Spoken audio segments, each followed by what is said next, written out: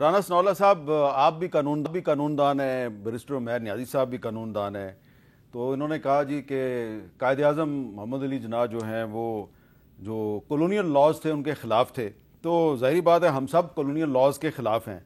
تو یہ ذرا آج یوم استحصال کشمیر کی بات ہو رہی ہے. یوم استحصال کشمیر جو ہے وہ بھی ایک کولونیل کانسپریسی کی پیداوار ہے. یہ جو برٹش راج تھا اس کی کانسپریسی تھی، انہوں نے مسئلہ کشمیر پیدا کیا. یہ ایک ڈبیٹ ہو سکتی ہے قومی اسمبلی میں کہ اتنے سال گزر گئے ہیں اور ابھی تک کولونیل لاز جو ہیں پی پی سی 1860 ابھی تک چل رہا ہے پاکستان میں. تو یہ قائد اعظم محمد علی جناح کے پاکستان کو حقیقی معنوں میں آزاد کروانے کی ضرورت نہیں ہے؟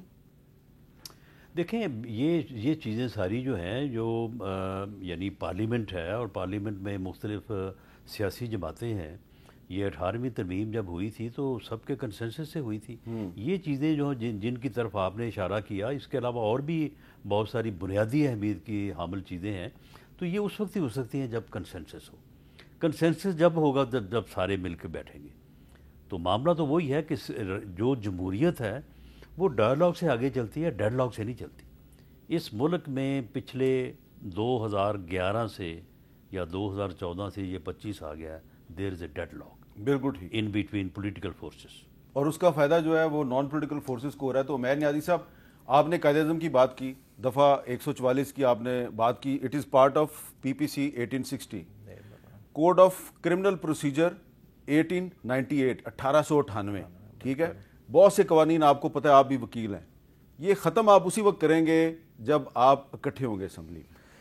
اکٹھے ہوئیں گے مگر دیکھیں اسمبلی ماحول تو بنائیں. بار بار وہی بات آ جاتی ہے. دیکھیں آپ کو میں نے 18 کا فگر گنوایا، 18 کا. دیکھیں انہیں ضرورت بھی نہیں ہے، پھر بھی بندوں کی گردنیں اتاری جا رہی ہیں. کیوں اتاری جا رہی ہیں؟ اس پہ کم از کم تو سوچنا چاہیے نا. اب اس طرح کے ماحول میں کہیں کہ جی وہاں پہ ڈسکشن پی پی سی پہ ہوگی، وہاں پی پی سی پہ نہیں ہوگی، وہاں پہ ڈسکشن کسی اور چیز پہ ہوگی. دیکھیں وہاں کالے قوانین لائے جائیں گے، وہاں الیکشن ایکٹ کو اپنی فیور میں موڑنے کی بات ہوگی، وہاں اور اس طرح کے قوانین آئیں گے کہ جی 10 سال قید ہوگی اگر آپ اسلام آباد میں جو ہے نا جلسہ جلوس نکالیں گے.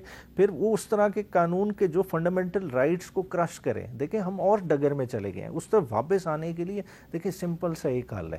حکومت تو ان کے پاس ہے، میجر سٹیک ہولڈر بھی بن گئے، سارا معاملہ چلا رہے ہیں. دیکھیں کم از کم جو لوگوں کا سٹیک ہولڈر ہے جس کی آج بچہ بات کر رہے ہیں، کیا اس کو انگیج نہیں کیا جا سکتا؟ کم از کم عمران خان کو اس کے پولیٹیکل لوگوں سے تو ملنے دیں. دیکھیں کم از کم عمران خان کے پولیٹیکل لوگ اس کو ملیں گے تو عمران خان کی جو صحیح لائن اور لینتھ کا بھی پتہ چلے گا، اور جو ابھی غصے کی شدت ہے اس میں بھی کمی آئے گی. رانا صاحب لاسٹ 30 سیکنڈ. دیکھیں عمیر نیازی صاحب نے جو بات کی ہے اور پولیٹیکلی انگیج کرنے کی، میں تو خود اس بات کا حامی ہوں، اور ان میں بھی بہت سارے لوگ جو ہیں وہ اس بات کے حامی ہیں. لیکن کچھ لوگ جو ہیں وہ بیچ میں ایسے لوگوں کی جو ہے نا وہ چلنے نہیں دے رہے. لیکن بہرحال جو صحیح مثبت سوچ رکھتے ہیں دونوں طرف، ان کی یہ سوچ ہے اور یہ قائم رہنی چاہیے، اور اللہ کرے کہ اس میں کامیابی ہو. آپ دونوں کا بہت بہت شکریہ. اور ان کی ایک ہی بات کہ جو سیاسی مسائل ہیں بات چیت کے ذریعے حل ہو سکتے ہیں. یہ جو ڈیڈ لاک ہے، یہ ڈیڈ لاک کسی کے بھی فائدے میں نہیں ہے، اور یہ جو ڈیڈ لاک ہے اس کو ختم کرنے کی ضرورت ہے. ڈیڈ لاک ختم ہوگا تو حکومت کو بھی فائدہ ہے اور اپوزیشن کو بھی فائدہ ہے.